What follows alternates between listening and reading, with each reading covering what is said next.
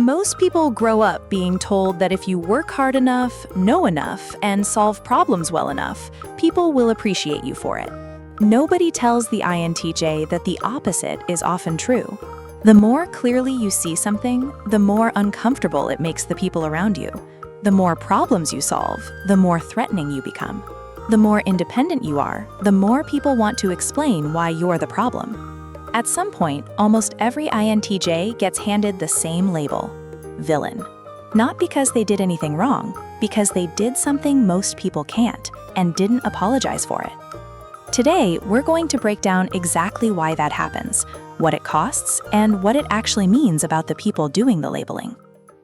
Let's start with where the villain label almost always begins: silence. For an INTJ, silence is functional. It's processing time. It's the space between receiving information and deciding what to do with it. It's not a social signal. It's just what thinking looks like on the outside. But most people don't interpret it that way. When an INTJ goes quiet in a meeting, or doesn't perform the expected enthusiasm, or skips the small talk that everyone else treats as social currency, the people around them fill that silence with their own assumptions. They must be judging us. They must think they're better than us. There's something cold about them. And here's the ironic part. The INTJ probably was analyzing the situation, just not in the way anyone assumed. They were looking for the problem, not for a target. But intention doesn't matter when perception has already formed. And the perception, quiet, independent, unbothered by what everyone else thinks, reads as arrogance to people who need external validation to feel secure. The result is a kind of low-grade exhaustion that most INTJs know intimately. Not from the work, from the performance around the work, the constant calibration of how much of yourself to show, how much to soften, how much to translate your thinking into a language the room can absorb without getting defensive. That's not a personality flaw. That's the cost of operating at a different frequency than most people around you. Let me make this concrete. Say there's an INTJ. We'll call him Daniel. He works on a project team. The project has been stalling for weeks. Everyone knows something is wrong. Nobody has named it yet, because naming it would mean someone has to own it. Daniel identifies the problem in the first 10 minutes of reviewing the data. He brings it to the group directly, skips the diplomatic framing, and proposes the fix. The project gets back on track. Daniel thinks, good, problem solved, we can move forward. The group thinks, he made us look incompetent. He didn't even ask how we were feeling about it. Who does he think he is? The manager, whose approach Daniel bypassed, feels undermined. The teammates who spent weeks tiptoeing around the problem feel embarrassed that someone solved it in 10 minutes without breaking a sweat. Daniel didn't dismiss anyone. He didn't insult anyone. He just solved the problem, directly, efficiently, without the social theater that everyone else was performing around it. And for that, he becomes the one people complain about after the meeting. This is where the villain label gets built, not from cruelty, from efficiency in a room that mistook process for progress, not from arrogance, from competence in a group that needed the problem to stay a problem a little longer so nobody had to feel bad about not solving it first. The INTJ didn't create the conflict. They just removed the ambiguity everyone else was hiding in. Here's the deeper reason the villain label follows INTJ specifically, and not just abrasive or blunt people generally. It's not the directness, it's the independence. When an INTJ masters something, they stop needing the hierarchy to tell them what's true. They don't need the senior person in the room to validate their conclusion. They don't need consensus to feel confident. They went to the source, the data, the research, the first principles, and they built their understanding from the ground up. That kind of independence is genuinely threatening to people whose authority depends on others needing them. If you need the boss to tell you what's correct, the boss has power over you. If you've already done the work and reached your own conclusion, the boss's approval becomes optional, and optional authority isn't really authority at all. So the INTJ who walks in with their own well-researched position, not disrespectfully, just confidently, disrupts the social contract that most organizations run on. Add to that the INTJ's comfort with standing alone. They don't need the group to agree with them to know they're right. They're not lobbying for consensus. They already know what the data says. That self-sufficiency reads as aloofness. The aloofness reads as superiority. The superiority reads as a threat. And threats in social environments get labeled difficult, cold, intimidating. which is another way of saying, you don't need us the way we need each other, and that makes us uncomfortable. Here's what most content about INTJs skips, and it's the part that actually matters. The villain label doesn't just come from other people's insecurity. Sometimes it comes from a real gap in how INTJs communicate what they're doing and why.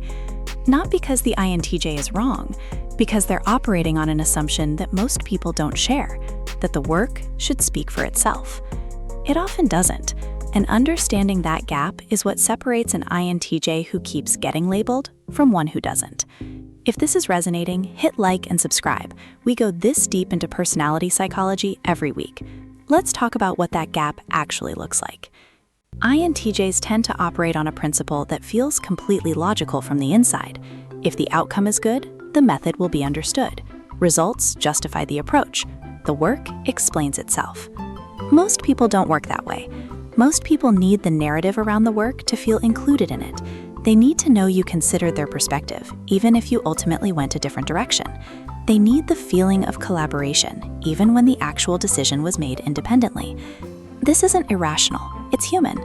People who feel excluded from a process resist its outcomes, even when those outcomes are correct. It's not about the logic of the solution, it's about whether they felt like they existed while it was being built. INTJs who understand this don't change their conclusions. They don't water down their thinking or perform a consensus they don't feel, but they learn to narrate the process slightly, not as a concession to ego, but as a practical tool for getting good outcomes implemented rather than resisted. Here's what I found. Here's why it matters. Here's what I think we should do. 3 sentences, same conclusion, completely different reception. The INTJ who figures this out doesn't stop being an INTJ. They just stop losing ground to the social environment while they're trying to get something done in it. The independence doesn't go anywhere. The mastery doesn't get compromised. The work still gets done. It just stops arriving in a way that hands people a reason to make it about them. Let's be direct about something. When someone calls an INTJ cold or intimidating or a villain, what are they actually describing? Usually one of 3 things. First, someone whose standards revealed a gap between what they claimed to be capable of and what they actually did. The INTJ didn't lower the standard to protect their ego. That's not cruelty. That's honesty, in a culture that often treats honesty and cruelty as the same thing. Second, someone whose independence made their own approval feel unnecessary. If the INTJ doesn't need you to validate their work, your opinion becomes optional, and optional is threatening to people who built their sense of security on being needed. Third, someone who solved a problem the group had developed an identity around not solving. Some problems persist because they give people something to bond over, something to manage, something to feel important within. The INTJ who removes the problem removes all of that and gets resented for the efficiency. None of these are about the INTJ being a villain. All of them are about the INTJ being something most social environments aren't built to accommodate. Someone who prioritizes what's true and what works over what's comfortable and what's familiar. That's not a character flaw. It's a cognitive orientation that most institutions weren't designed for. Here's what's worth holding on to. The villain narrative only works if you accept the frame it comes from, that fitting in is the goal, that consensus is the measure of correctness, that making people comfortable is more important than getting things right. INTJs don't accept that frame, which is precisely why the label gets applied. But the same qualities that produce the villain label, the independence, the directness, the comfort with standing alone, the refusal to let ego interfere with accuracy, are the qualities that produce the outcomes most people couldn't achieve. The INTJ who built the system that everyone now relies on, the one who said the thing nobody wanted to hear and turned out to be right, the one who fixed the problem while everyone else was still scheduling meetings about it. Those people were called difficult before they were called right. The villain isn't the one who sees the bridge collapsing and says so. The villain is the one who saw it and stayed quiet because they didn't want to make the room uncomfortable. INTJs, almost by definition, don't stay quiet. And that matters, even when, especially when, it costs them something socially to say it. If you're an INTJ watching this, here's what this actually means for you. The label isn't feedback about your character. It's feedback about the gap between how you operate and how the people around you were expecting you to operate. Those are not the same thing. The growth isn't in becoming less direct, less independent, less willing to name what you see. It's in understanding that the communication of your thinking is part of the thinking. That getting to the right answer is only half the work if the right answer never gets implemented because the room rejected the messenger. You're not the antagonist of the story, you're the architect, the one building something the room hasn't been able to see yet. The one whose blueprint looks strange right up until the moment it's the only thing standing. Keep building, keep observing, keep saying the thing that needs to be said. Just remember, the bridge doesn't only need to be correct, it needs to be crossable. So where does this land for you? Drop it in the comments, and be honest. Have you been handed the villain label for doing something that, looking back, was simply correct? Or have you been on the other side? Someone who initially pushed back on an INTJ's approach and later realized they were right. Because both sides of that experience are worth talking about. Like and subscribe if you want more of this, because on Personality IRL, we don't just describe personality types, we go into the parts that actually explain them. And sometimes those are the parts that change how you see yourself.